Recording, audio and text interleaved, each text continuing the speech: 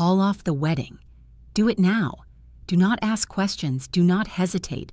And for the love of God, do not tell him. Just get up, drive to his mother's house, and see the truth with your own eyes.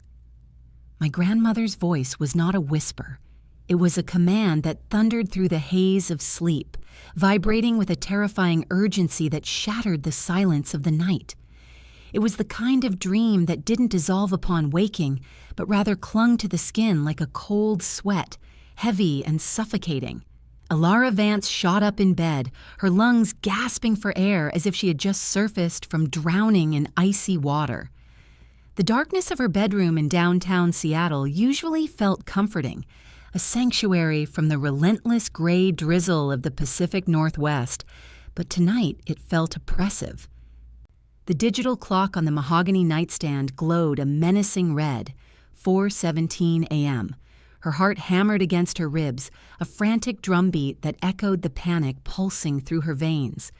It had been 3 years since Nana Rose had passed away, 3 years since Alara had heard that raspy, smoke-tinged voice that had guided her through a turbulent childhood. But the presence in the dream had been undeniable. It wasn't a memory. It was a visitation. Alara swung her legs over the side of the bed, her feet recoiling from the cold hardwood floor.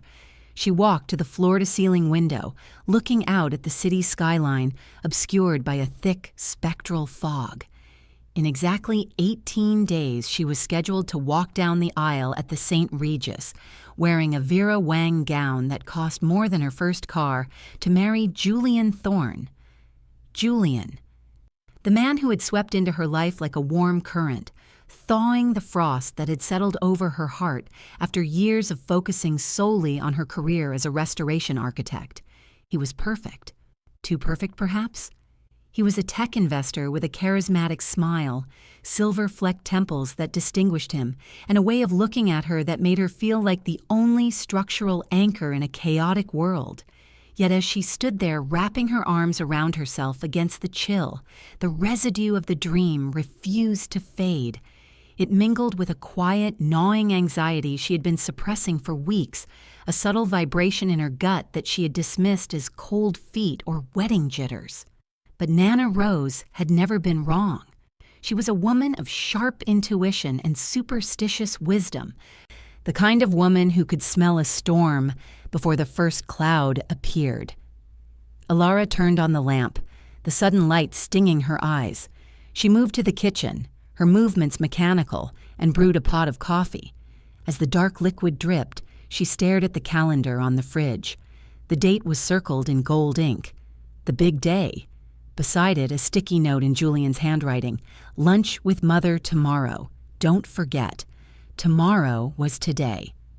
Sylvia Thorne, her future mother-in-law, a woman of icy elegance and impenetrable poise, had requested Alara's presence to finalize the seating arrangements.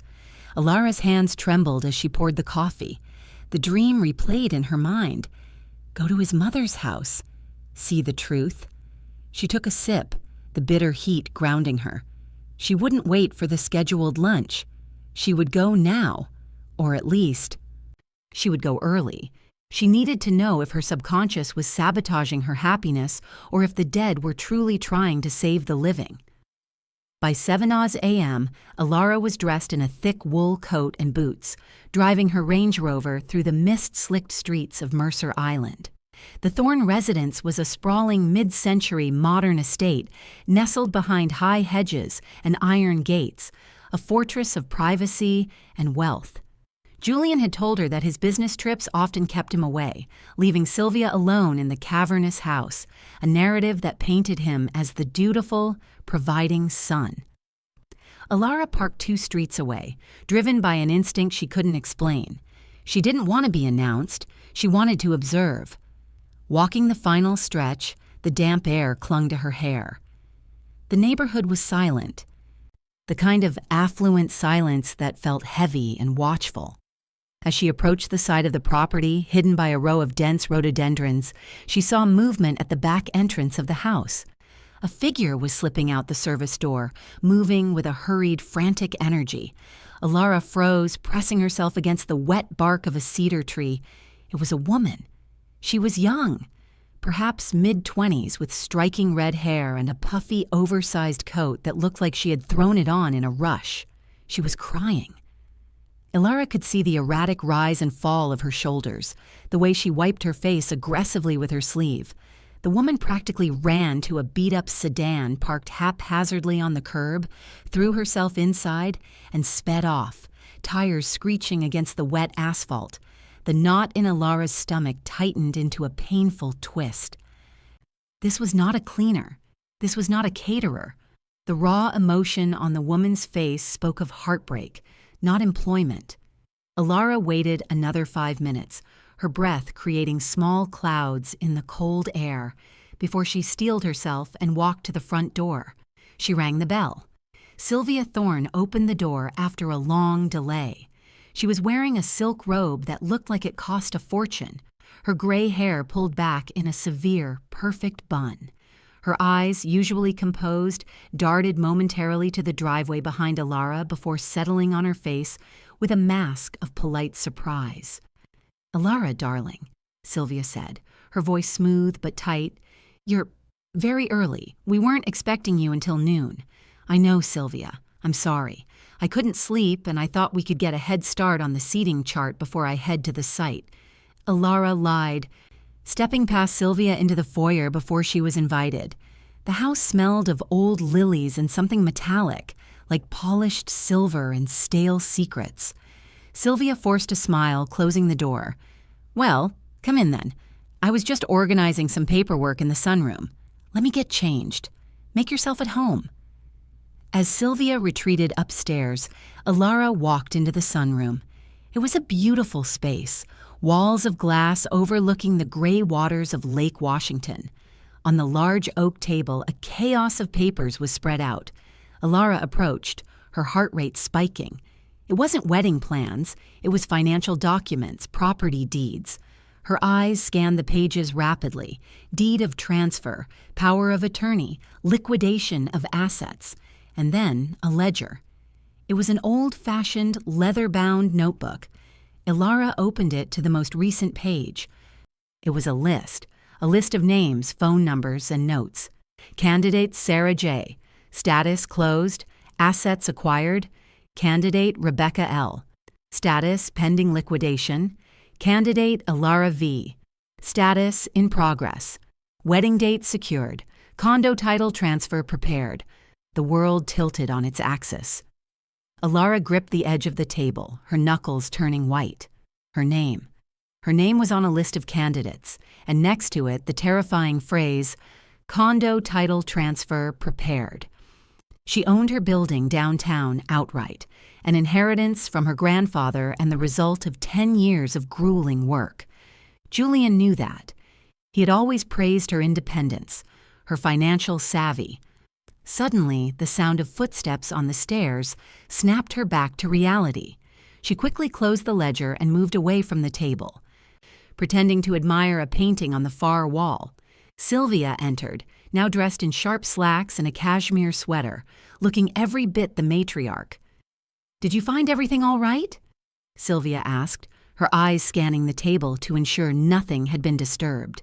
"Yes, beautiful view," Ilara managed to say, her voice sounding foreign to her own ears. "Sylvia, before we start—" "I saw someone leaving as I walked up. A young woman with red hair. She seemed upset. Is everything okay?" Sylvia's expression didn't flicker, but the air in the room seemed to drop 10 degrees. "Oh, that was just a new maid. I had to let her go. She was stealing silverware. Terrible drama.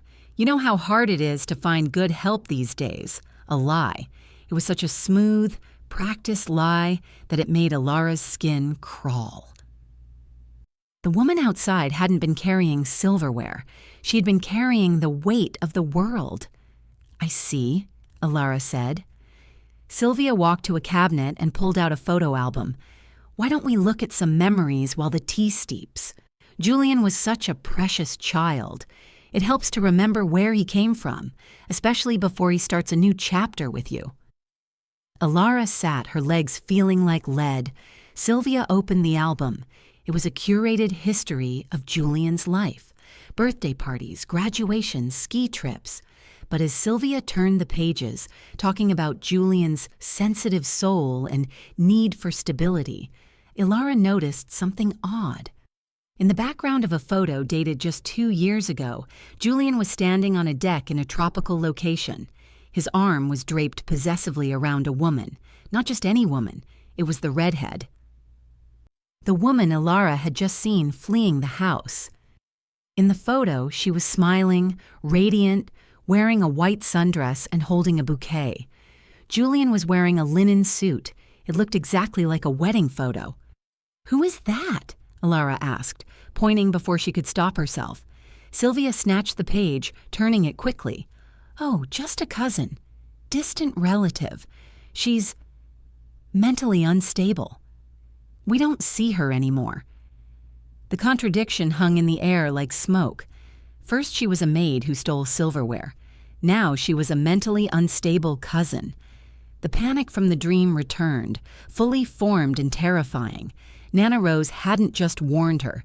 She had handed her the key to a dungeon. "I need to go," Ilara said abruptly, standing up. "But we haven't discussed the reception," Sylvia protested, her eyes narrowing. "I forgot I have a site inspection." "An emergency.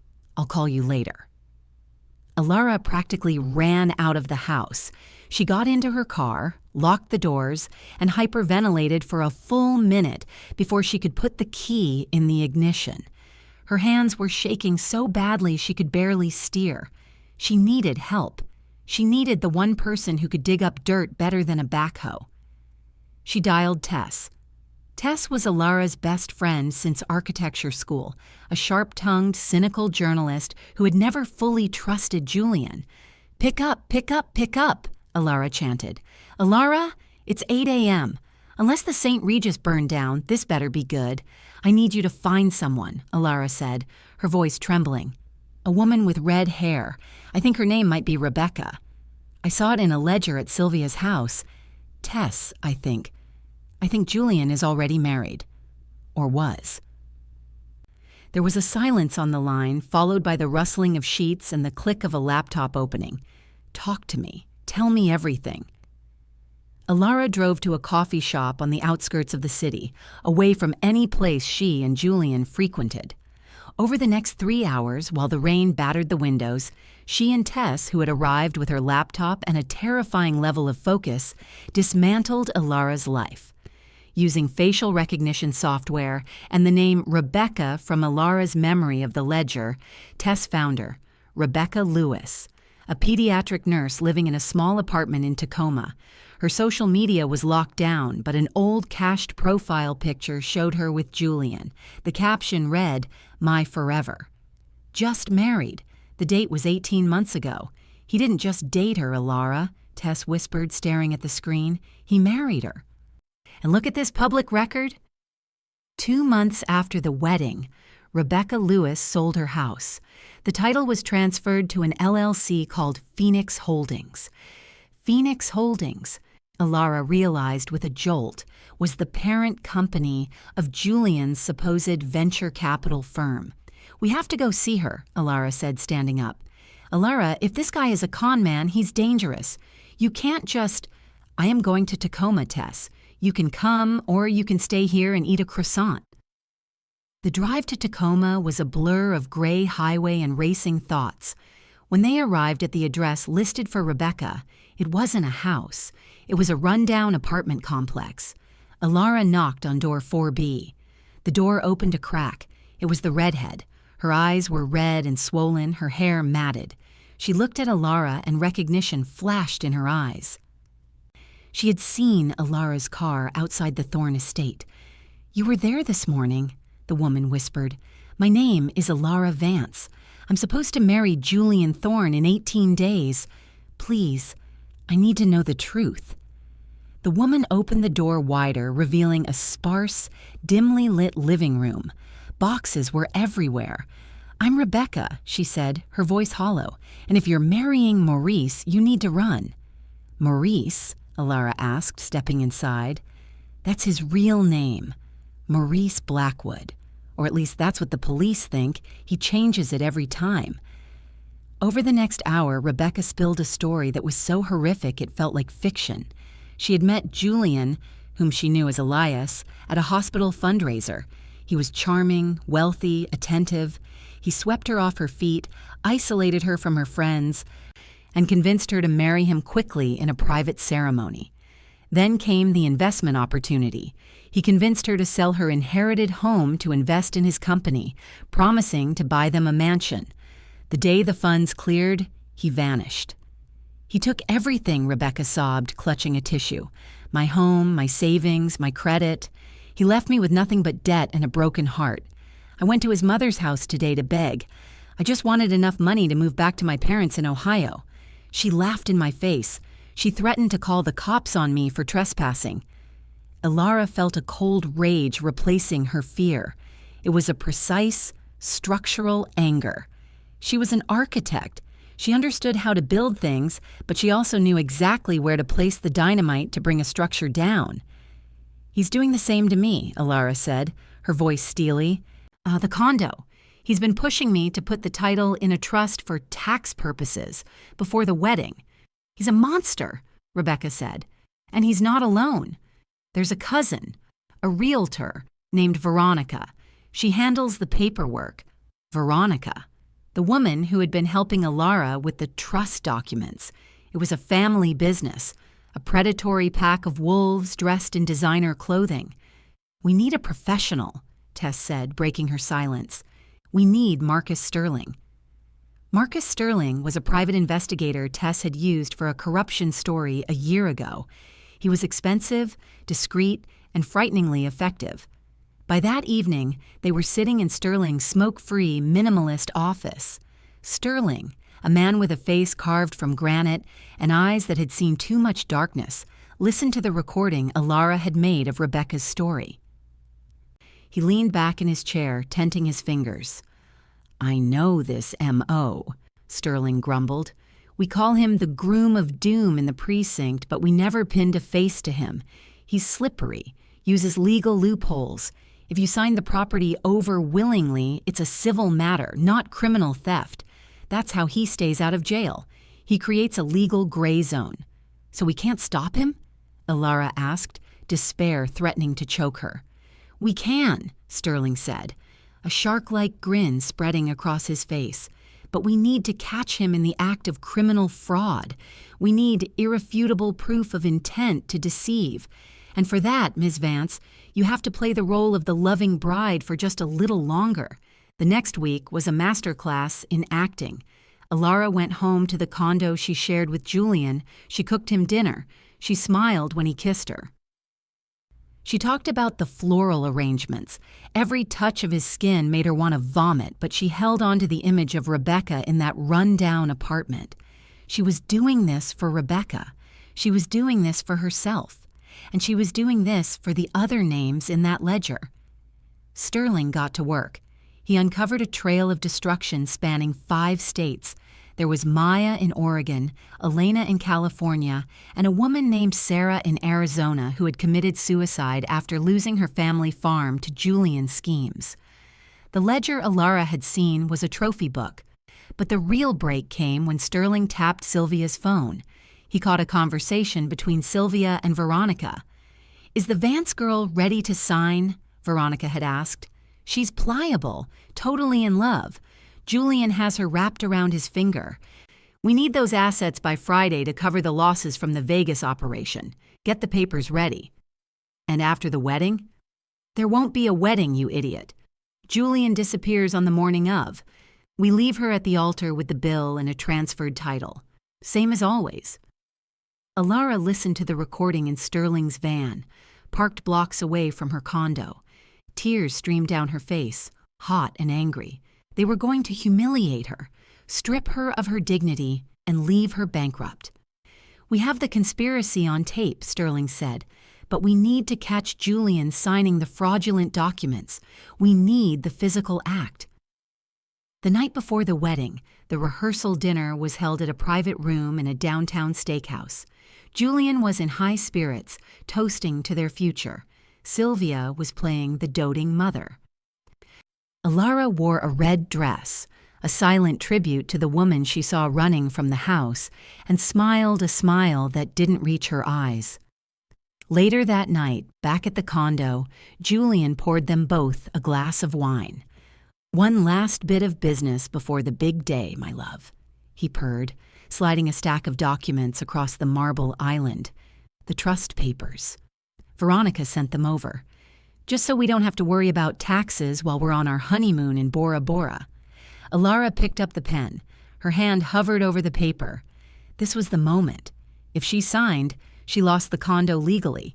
If she didn't, he might run. "Actually, Julian," Alara said, putting the pen down, "I have a surprise for you, too." She pulled a remote from her pocket and pressed a button. The large television screen in the living room flickered to life. But it wasn't a romantic slideshow. It was a video feed, a live stream from the hallway outside their front door.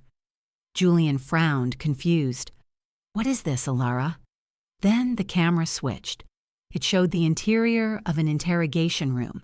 Sitting there, handcuffed and looking small and terrified, was Veronica. Julian's glass shattered on the floor. "What did you do?" His voice dropped an octave, the charm evaporating instantly to reveal a cold, reptilian menace. "I invited some guests, Julian. Or should I call you Maurice or Elias?" Alara stood up, moving to the other side of the island. The front door of the condo burst open. It wasn't the police yet. It was Rebecca. And behind her, Maya and Elena, the women Sterling had tracked down. They walked into the living room, a phalanx of scorned women, their eyes burning with a collective fire. Julian backed away, looking for an exit. "You're crazy. You're all crazy. I'll call the police." "We already did," Alara said calmly. Sterling walked in then, followed by 2 uniformed officers. He held up a plastic bag containing the ledger Alara had photographed with a spy camera Sterling had provided days earlier. "Maurice Blackwood, you are under arrest for grand larceny, wire fraud, and racketeering," Sterling announced. Julian, Maurice, lunged. He didn't lunge at the cops, he lunged at Alara. His face was twisted into a mask of pure hatred. "You stupid bitch! I made you! You were nothing but a lonely workaholic until I found you!" Sterling tackled him before he could reach her, slamming him into the granite countertop. The impact was sickening, but satisfying.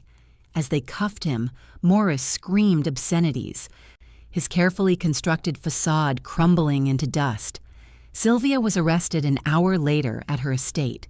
She tried to claim ignorance, tried to play the frail old woman card, but the recording sealed her fate. She had been the mastermind, the architect of the scams, using her son as the charismatic lure. The wedding day arrived, but there was no ceremony at the St. Regis. Instead, there was a gathering. Alara, Rebecca, Maya, and Elena sat in Alara's condo, drinking the expensive champagne that was meant for the reception. They weren't celebrating a marriage. They were celebrating freedom. They watched the news report on the television. Prominent socialite Sylvia Thorne and her son accused of multi-state romance scam ring. Rebecca looked at Alara, raising her glass. "You saved us, you know. If you hadn't gone to the house, if you hadn't listened to your gut, he would have disappeared with everything you had." Alara smiled, but her eyes drifted to the window, to the gray Seattle skyline. It wasn't just her gut. That night, Alara finally slept. It was a deep, dreamless sleep. But just before she drifted off, she felt a warmth in the room, a subtle shift in the air, like the scent of old lavender perfume. She heard a faint, familiar chuckle in the darkness. "Good girl," the voice seemed to say. "You cleaned house." The months that followed were messy. There were trials, depositions, and a media frenzy. Alara's face was plastered on magazines as the bride who fought back. It was exhausting, but it gave her a platform. She used her architectural firm's resources to start a foundation, the Rose Initiative, dedicated to providing legal and financial aid to victims of financial abuse and romance scams. She helped Rebecca get back on her feet, hiring her as the foundation's coordinator. One rainy afternoon a year later, Ilara stood on the balcony of her condo. She had redesigned the space, knocking down the walls Julian had liked, opening it up to more light.